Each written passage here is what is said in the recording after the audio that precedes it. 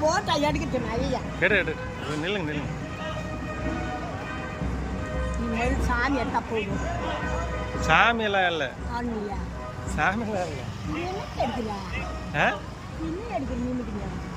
இது வந்து ட்ரைனிங் எடுக்கிறாங்க. ட்ரைனிங்கா? ஏதோ ட்ரைனிங். போச்சுக்கார பாரு. போச்சுக்கார. அதான் நிற்கிற வராங்க.